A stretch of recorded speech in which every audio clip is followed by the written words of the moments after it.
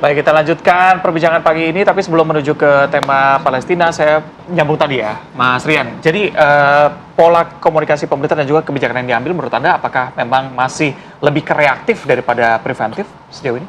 Jadi seperti yang kemarin saya tulis di Kumparan. Jadi gini, pemerintah ini sekarang baru levelnya berbicara. Harusnya berkomunikasi. Apa bedanya? Kalau berbicara itu adalah apa yang dipikirkan itu dikatakan. Kalau berkomunikasi itu antara dipikirkan sama yang dirasakan itu yang disampaikan. Jadi ada yang namanya basicnya adalah empati. Komunikasi itu empati. Jadi kami sarankan bahwa pemerintah sekarang udah mulai mengerti lah ya. Naik level lah.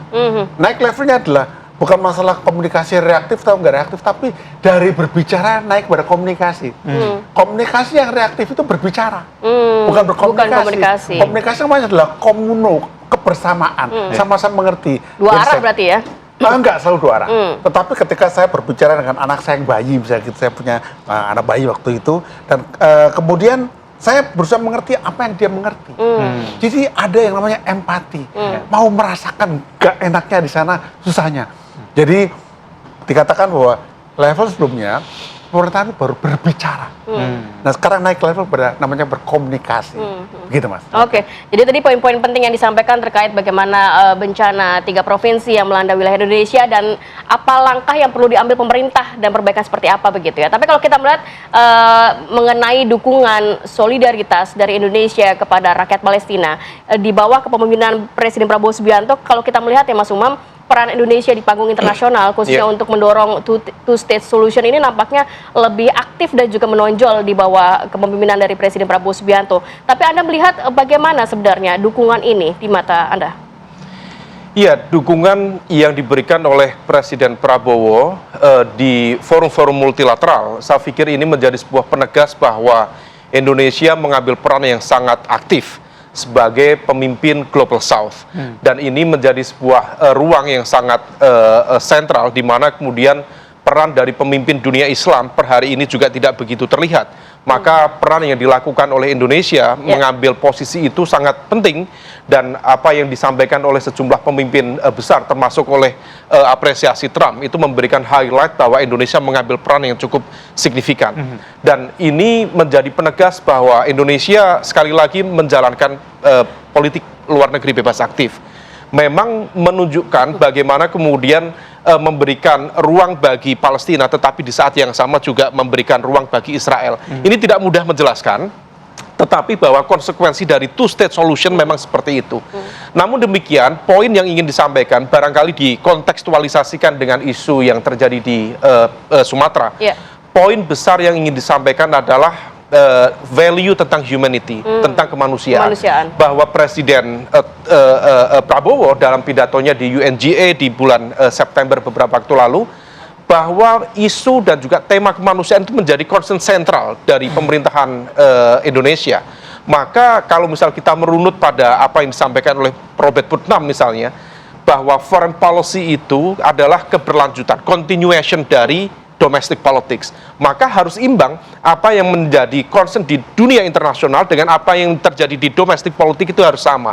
Nah, kalau misalnya kemudian pesan kemanusiaan disampaikan dalam konteks internasional, maka dalam konteks dalam negeri juga harus memiliki pesan yang sama, yang berimbang.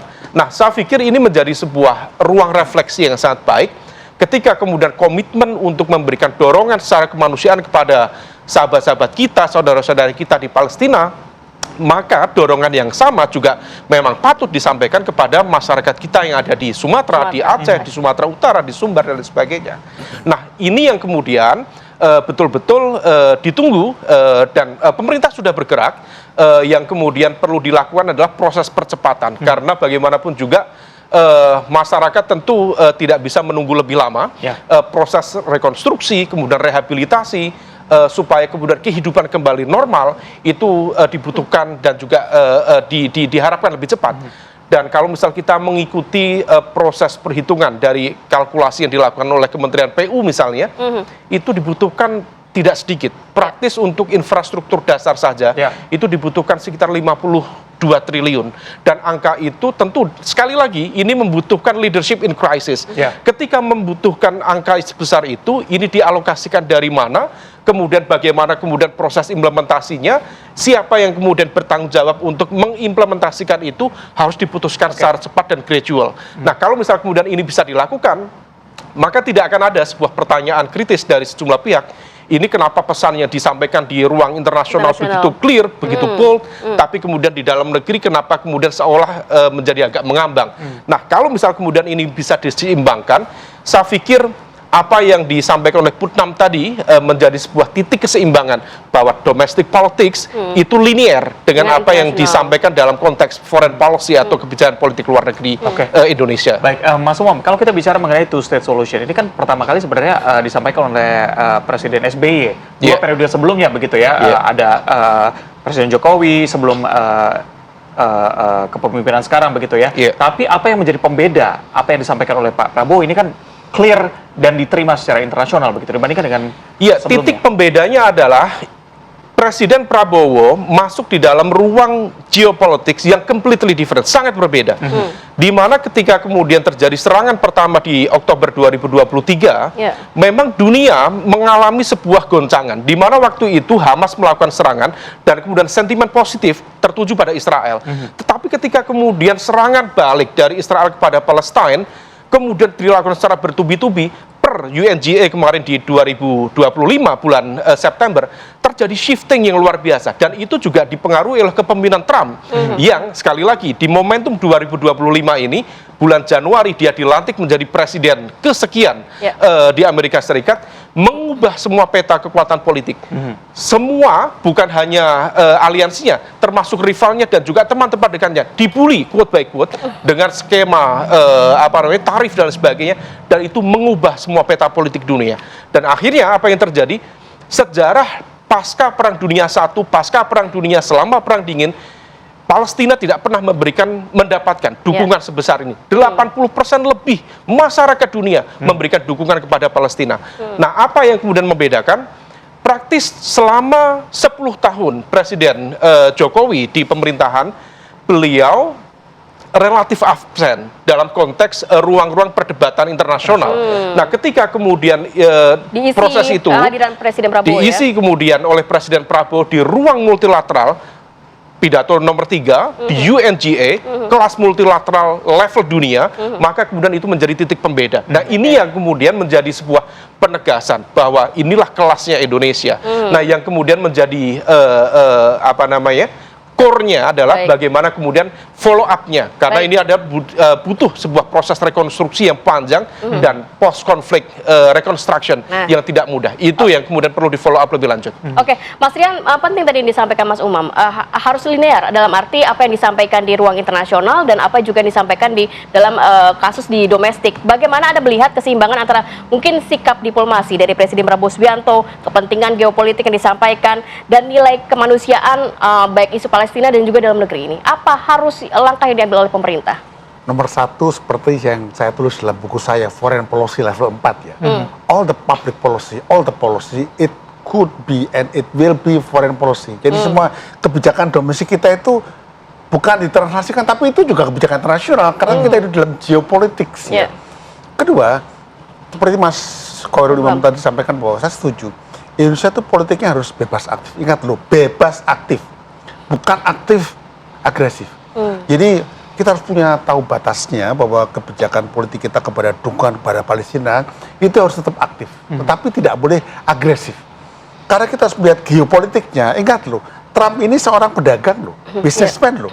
Jadi kita bergerak, dia lihat interestnya apa.